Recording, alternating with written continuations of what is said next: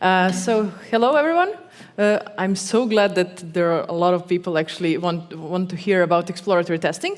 But first of all, let me introduce myself. My name is Mirjana Kolarov. I work for a company called Levi9 IT Services. This is why I get this badge here. This is our company logo. And what do I do there?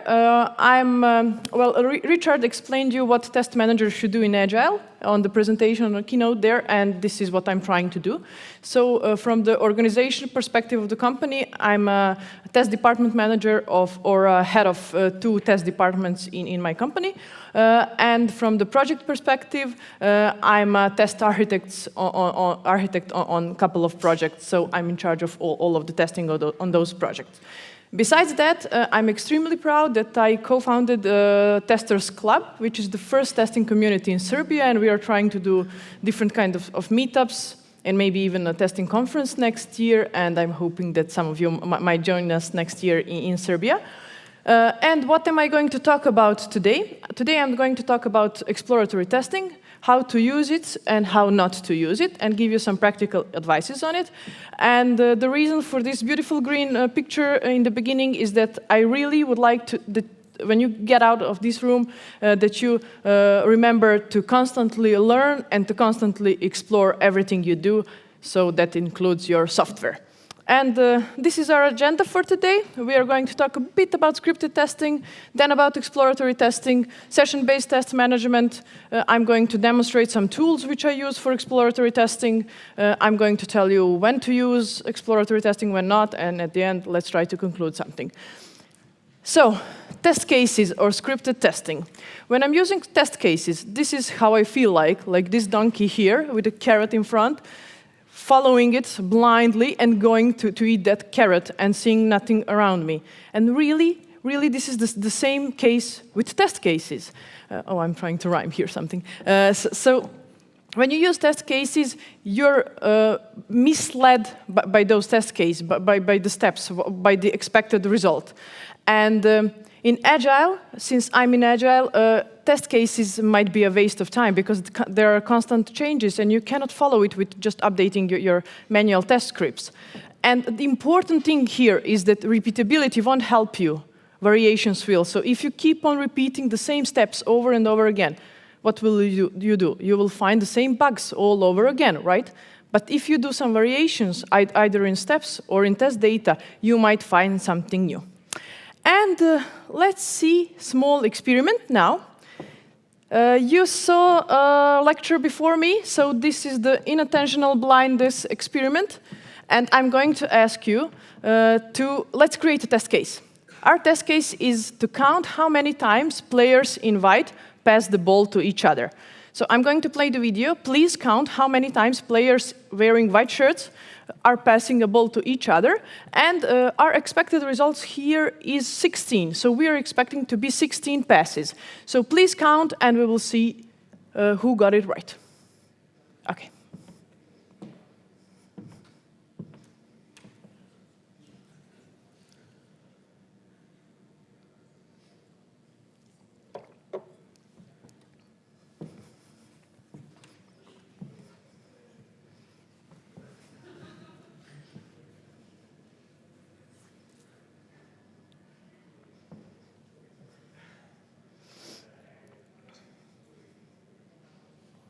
OK. Who counted less than 16? Raise your hand.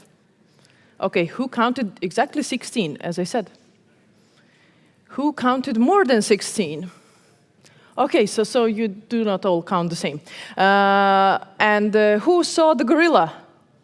OK, you all do, but usually 50% of the audience don't do that, because this is some experiment. But you were there, and all of you listen, this is good. So this is a test, first one. OK, but you don't know about this one. Who saw that the curtain changed the color?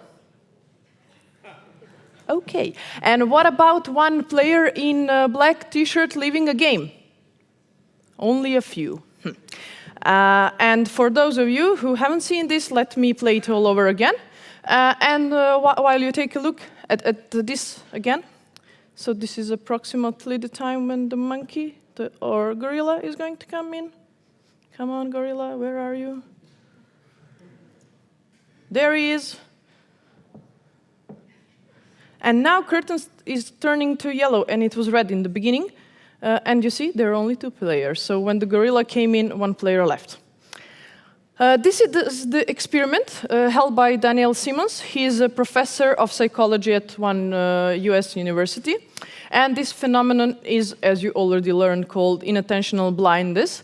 What is it all about? Is that people typically do not observe world around their focus of attention. So your focus of attention was to count and also to spot the gorilla because you knew about it, but your focus on attention wasn't to observe what happens besides that. So you haven't seen, at least most of you haven't seen the curtain changing color or the person leaving a game.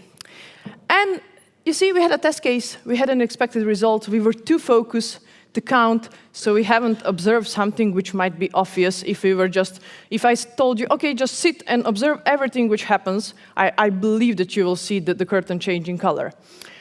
So this is like the traditional scripted way of testing. And now, let's do a game. This is a 20-question game, and we can play it in 2 ways. What is it about? I'm going to think of a term, and you're going to ask me 20 questions, yes or no questions. I'm going to answer them, and you're going to try to guess what I thought of. We can play this game in 2 ways. First way would be that you as a crowd sit down and brainstorm 20 best questions you came up with to actually then find one brave delegate to stand out and actually read me those questions, and I could answer them, but I don't think that you will guess what I thought of. And another way, this is the way we are going to play this game. One of you is going to ask me the question, I'm going to answer, then another person is going to ask me the question, and so on, and you have 20 questions to ask. Okay, I'm ready. I have a term, so let's start. Who is going to ask me first something, yes or no? No one. Come on, I have 40 minutes. Hurry up. Shoot. Are you a living being? Am I? I am. Yeah, I am a living being, and I also thought of living being. So yes. Another question?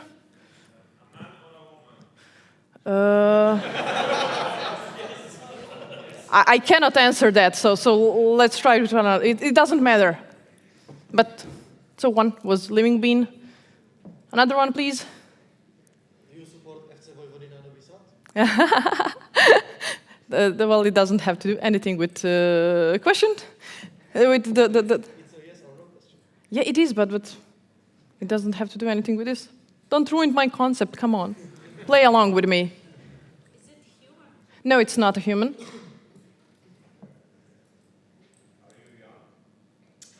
Am I young? Depend on the perspective. Depend who asks. But let's go back to the game. Sorry?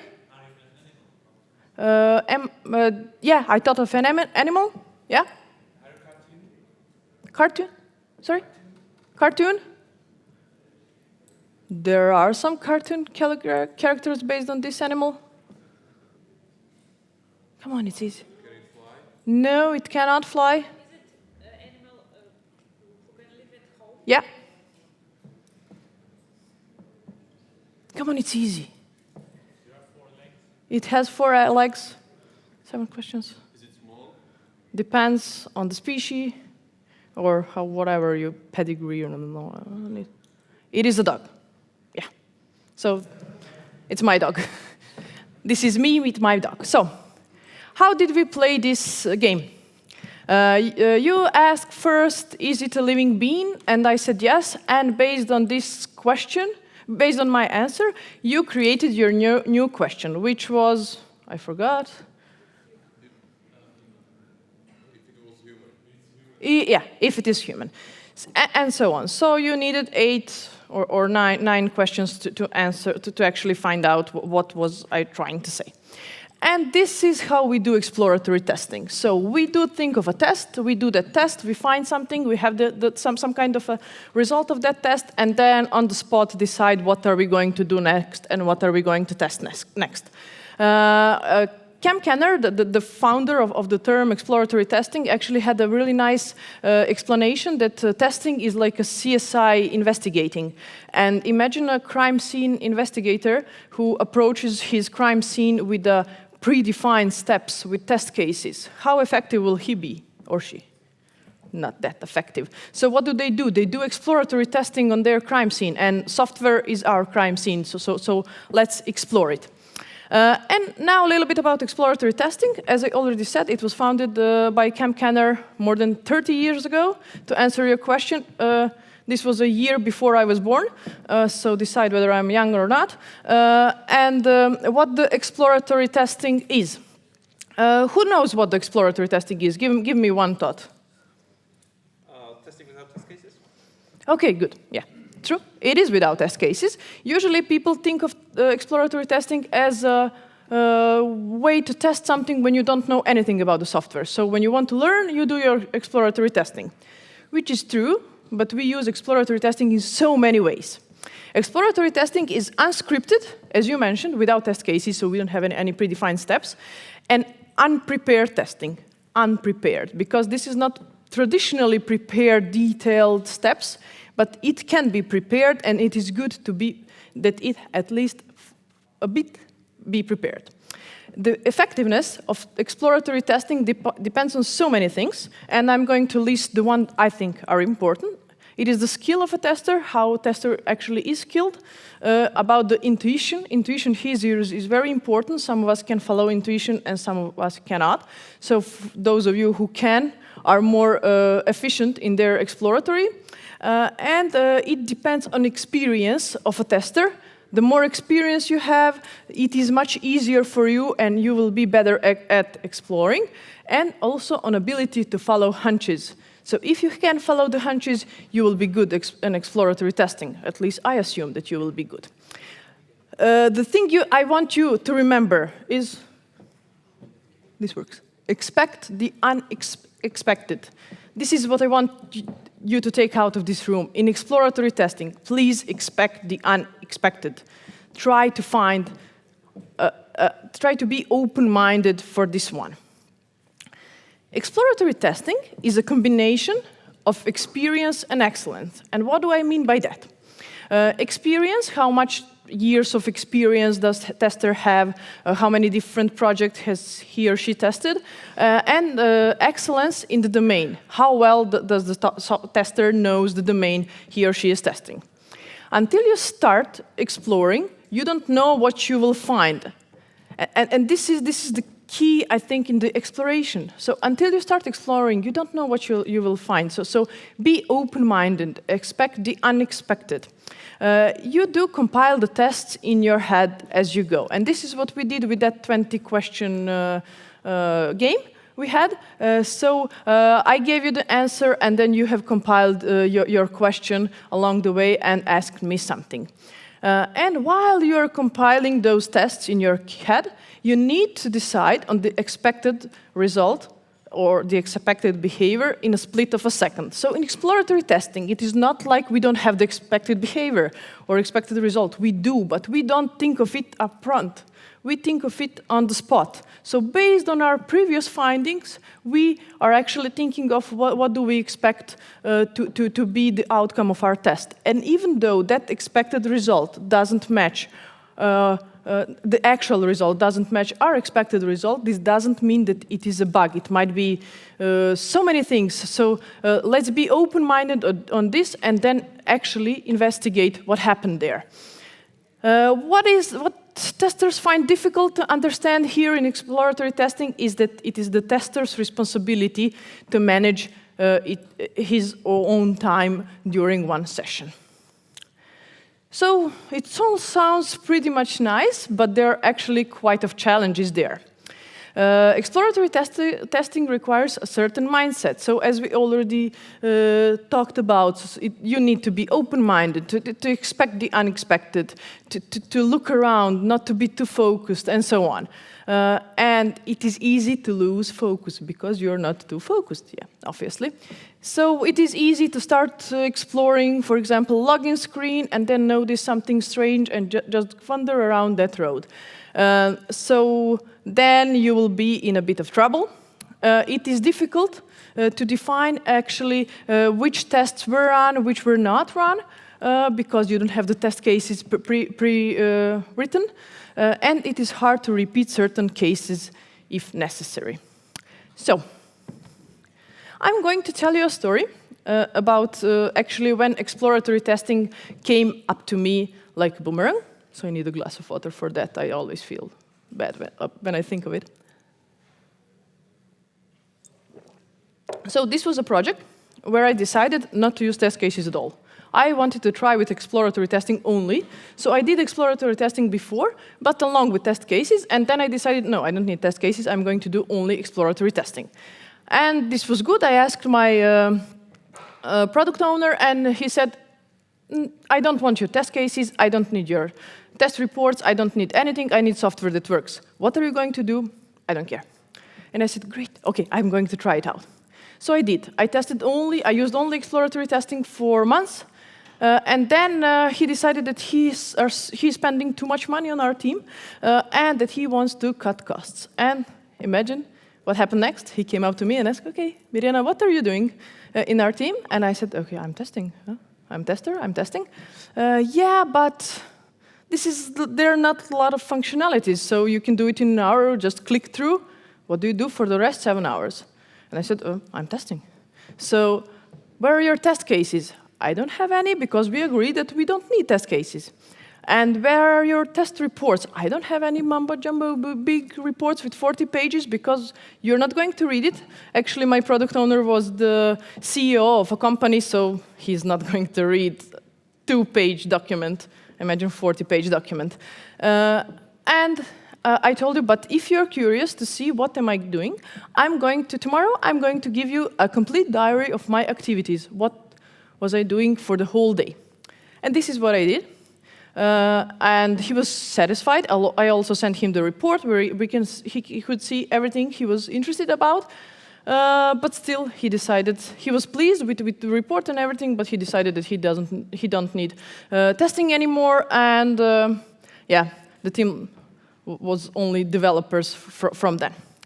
But I learned an important lesson, and this is why I'm telling you this. Please make notes as you do exploratory testing.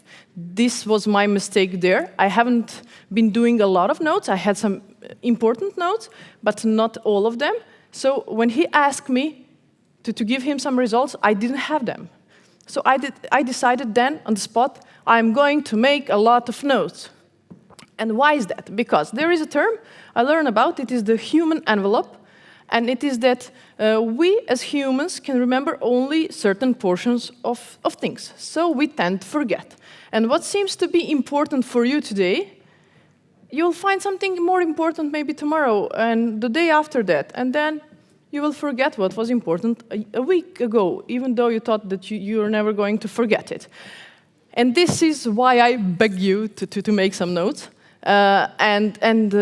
To write the diary of what you are doing along your exploratory testing. I'm going to, in a couple of minutes, I'm going to show you actually how do I do that. And also create documentation. Use the outcome of your exploratory sessions to create some documentation about it. So a good way to manage your exploratory testing is by session-based test management. It is a software test method founded 15 years ago, I think, by James and John Bach when they worked for an eBay. So this is actually the method used in eBay. And how do you do that? So it is a way to structure your exploratory testing. It is not pre-scripted still, so you don't have scripts before, but you have charters. What is a charter? Charter is a goal or a reminder of your session. So you do have a goal, and you know where are you heading to, and what is a session? A session is a time-boxed time interval where you do your testing. Usually, it is advisable for it to be from 30 minutes to several hours. it is important that the session is not interrupted, so no emails, no coffee breaks, no toilets, no chatting with the person next to you, just testing. So this is why I advise you not to have too big sessions that last too long. And also each session has a report which comes afterward. And what to do with this report? Usually, after each session, there is a debrief. Debrief happens between test manager and a tester who actually did the session. So they sit together, tester tell test manager everything. He or she found out all the bugs, what they tested, and so on. And test manager, this is the way for test manager to learn about software and also to give advice to the people who is actually testing about what can he or she improve, what they missed, and so on. And if you're the only tester in the team, and you don't have a test manager in the team, what do? I speak with developers, I speak with the team lead. So whenever you finish your session, you just sit, discuss what you have found. They will give you nice advices, maybe what to do next, and so on. And now a demo. And let's hope this will work. Usually demos don't work.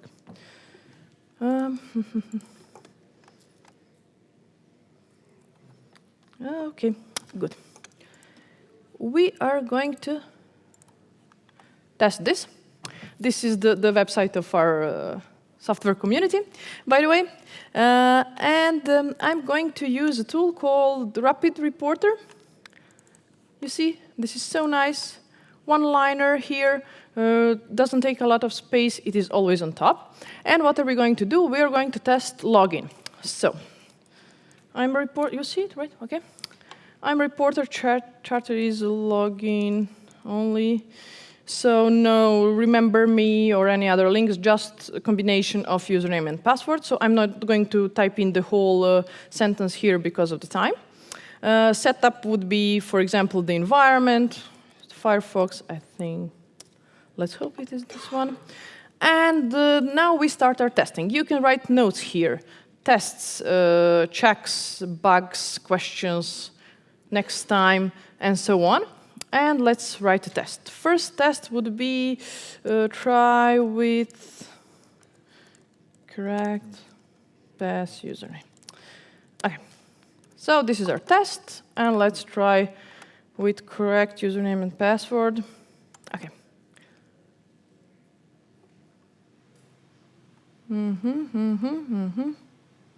Okay. Okay. Logged in, but I notice it is quite slow. So my test that login will be successful was okay, but it was slow.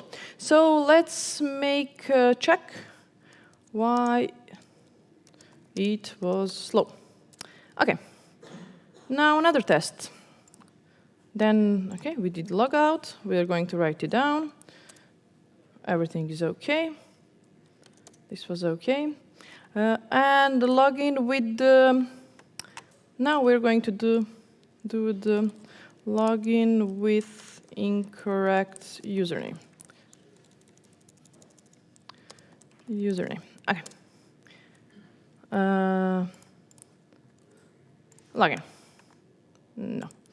I got a message, invalid username. Okay, message present, which is something we expected. Okay, good.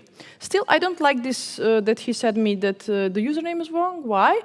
Because now, if I were a hacker, I would know that actually password is correct and the username is not. So I think that this is a security issue.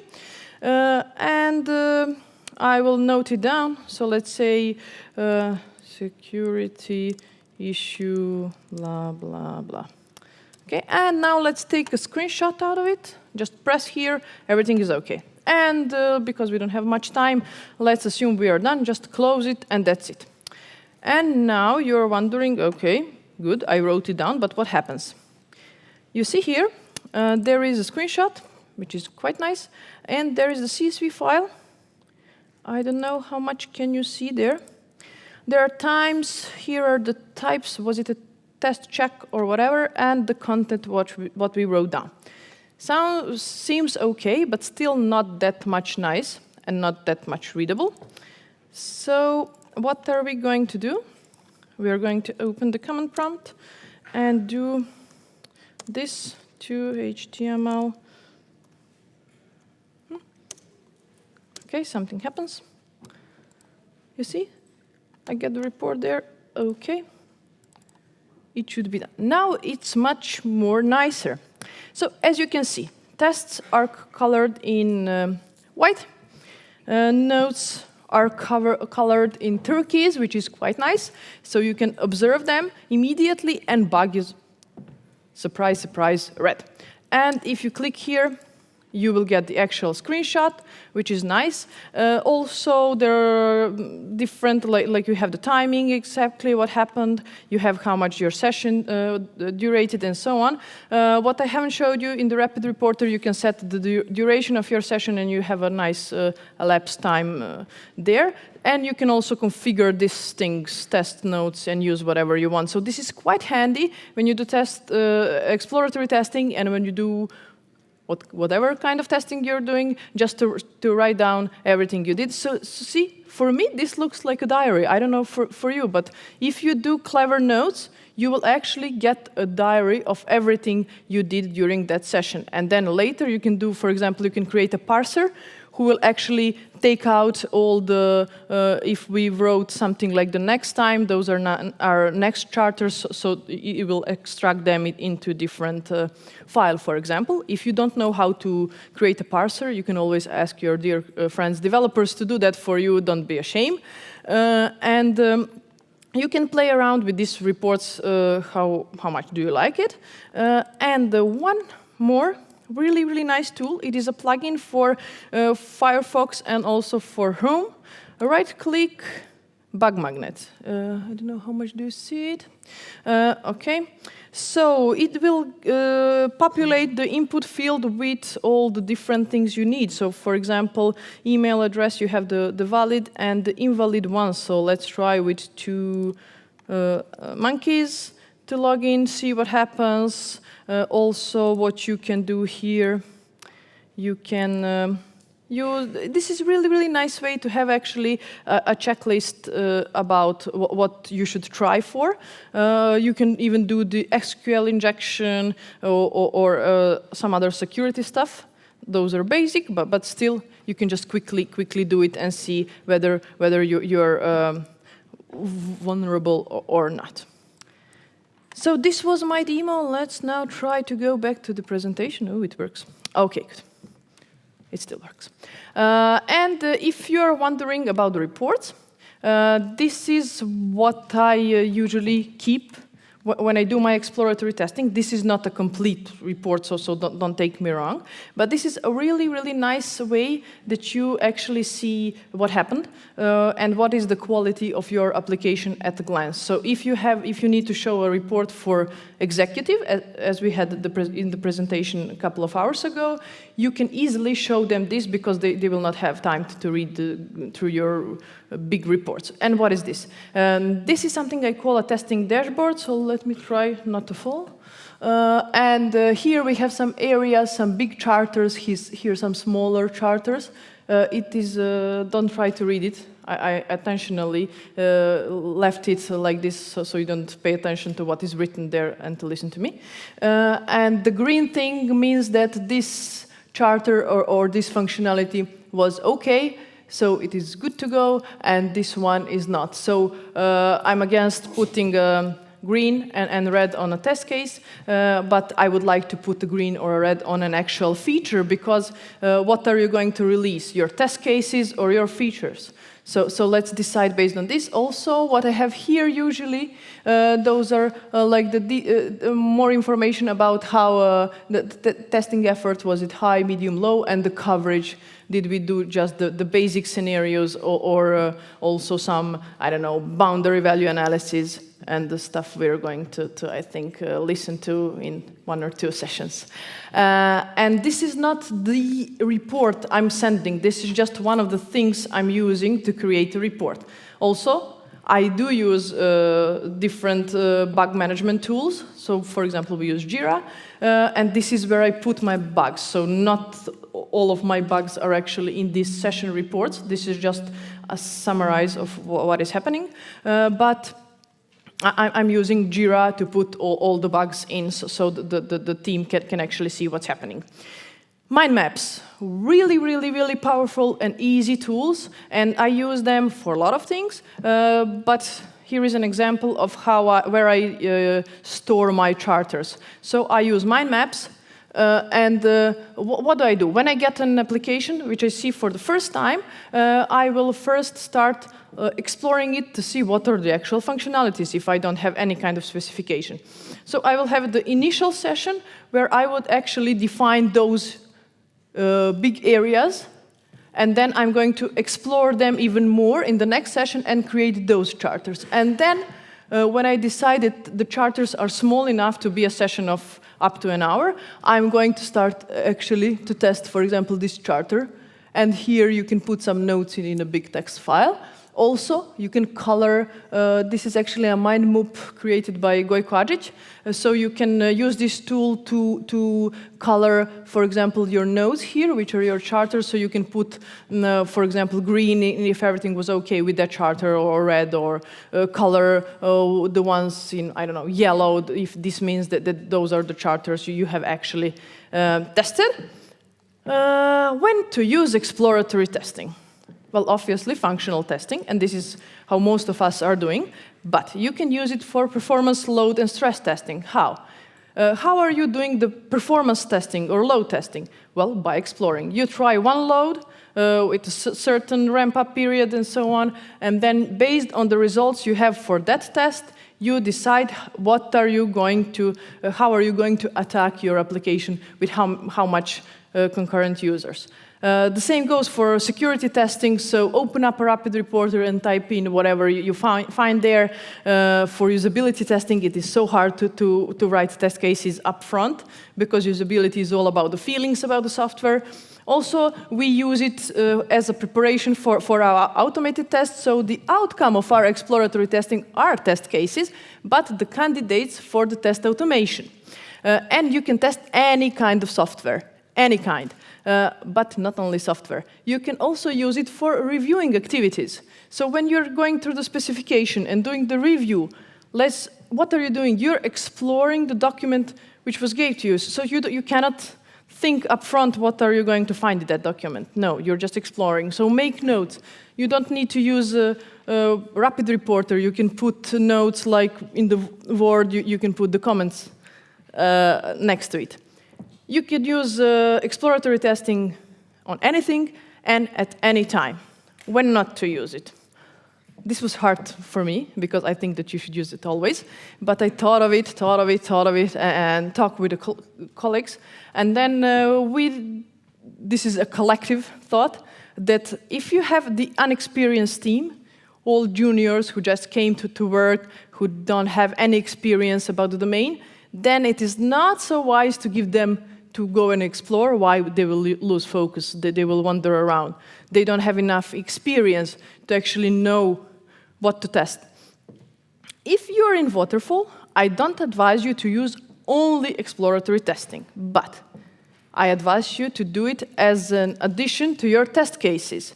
So use your test cases, I don't mind it, but please explore. So don't be a donkey from the first slide or second. Please, look around. Look for gorillas, look for curtains changing color. Be open-minded, expect the unexpected. And you cannot find the unexpected in the test case, right? Because we have the expected results. We don't have the unexpected results in our test cases. If you're testing a highly regulated system, it's you must write test cases, because this is written in some kind of how do you call it? I lost the word, never mind. So if you have a client who insists to write the test cases, then write it, but along the way, build trust with your client. And this is when your test cases might be like no more detailed steps, just the heading, and that's it. Conclusion. Your test cases are actually this net here. Whether they are manual or automated, it doesn't matter. They are pre-scripted, they have the expected results, and this is your first line of defense. when talking about bugs. But if the bug is small, it can go through these holes, and those test cases still remain here. They are not moving around, so they will catch this bug, and it will go to here or here or here or there. This is when exploratory testing comes into the spotlight, because you do a lot of variations, you don't repeat the same steps over and over again. Exploratory testing will catch you these bugs here, and you will be a happy spider at the end. And again, this picture, as I already said, please learn about the software, learn about the testing, explore the software, explore the testing, explore your possibilities and your opportunities. And not only testing, explore everything. So I invite you to explore this beautiful city and to ditch your maps, your test cases, and just wander around. Because if you're looking at a map, I assume that you all have it. By looking at a map, you don't see anything. You just bump into people and so on. But you will miss nice things. The same goes with the navigation. Nowadays, we all use navigation on our mobile phones, right? And if my battery is dead, I don't know how to come anywhere because I'm so used to my iGo. So, no good. That's it. Here is my Twitter. My email address, send me questions, please. Send me comments, tell me I'm completely wrong. I would like to hear your thoughts and your experience. And thank you. Now the questions.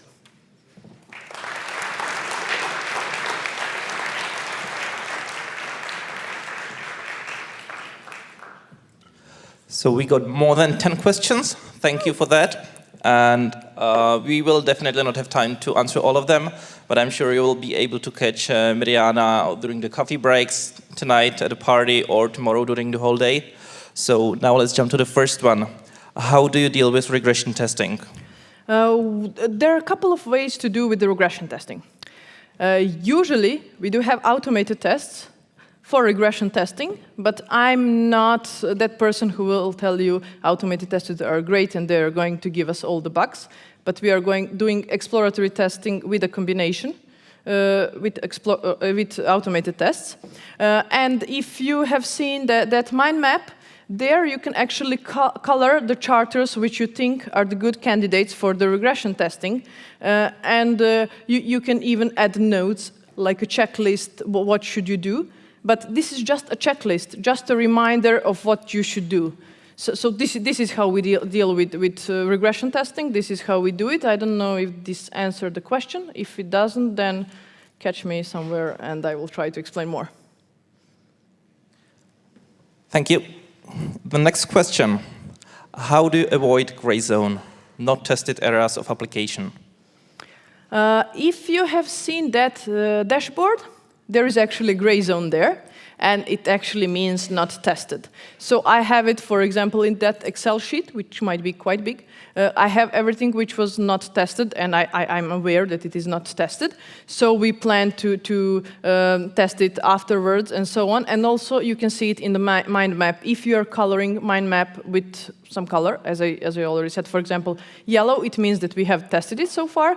Then the non-colored nodes would be the ones which were not covered yet, and we will definitely include them in the next sessions. But sometimes you cannot test all, so we need to have gray zones, and sometimes intentionally we don't test certain things because we work, for example, closely with developers to do the integration testing. So we are teaching them how to write integration testing, and at least if we cannot test it manually with the exploratory testing, then I make sure that they cover it at least with the integration tests or unit tests, or depends. Thank you. The third question is actually two questions. How can you manage not to do many duplicate work in a team of testers? And also, some of the functionality is more attractive for testers than other. That's true. We tend to do things we like, right? How do we do it usually? Well, as I said, we use Jira not only for bugs, but also for user stories and for tasks. So each task is, after it is being implemented, it is assigned to a tester, so each tester actually knows his or her tasks, and along the development they decide on the charters they're going to use there. So I think that this is the way to avoid duplicates. I'm not saying that we don't have any duplicates, but at the end, sometimes duplicating things can be good. I don't know if you heard of mob testing. This is Maret Payermuthi. I don't know how to pronounce her last name, never. She is a really fan of the mob testing, and this is what she preaches. So how does it work? There is one tester at the keyboard, and he's not thinking, he's just typing, and there is a crowd behind him who actually is brainstorming and telling him what to do. Is this duplicated work? I don't think so, because they will think of things that one person will never do it. What is it with one people? Sorry about that. Next question. In my experience, test managers always want test cases so that progress is visible in numbers. How to sell exploratory testing to managers? I'm a test manager, so I'm selling it to myself. In my company, we don't have test managers anymore. We do have test team leads, and then the role above it is a test architect. So, as I said, I'm test architect there. How to sell it to managers? Build trust. Explain them how actually exploratory testing is useful. Do not throw away your test cases. Use them, but use your exploratory. For example, you might try to actually create a statistic, how many bugs, how many critical bugs, but critical to a business, have you found using your test cases, and how many using your exploratory testing. I don't think that the transition to say, okay, we are not going to use test cases anymore and just use exploratory testing is going to happen. This is a transitional period, so just try to minimize the number of steps in your test case, the details. So don't put all the test data. Use it just like the reminder of what you should do, and this is actually the way to exploratory testing. And of course, some kind of trainings, but if you're not a manager, you cannot decide about the training, so yeah. Okay, I think we have time for the last question. How to advocate exploratory testing and its lack of coverage to the stakeholders which want bulletproof QA? I already said something about this in the previous answer. So you can always go with the statistics. I think stakeholders actually like those numbers, and especially aim for the critical things to the business, not to development. And also what you might do there is that I lost it. I have a great idea how to answer this question, and now I lost it.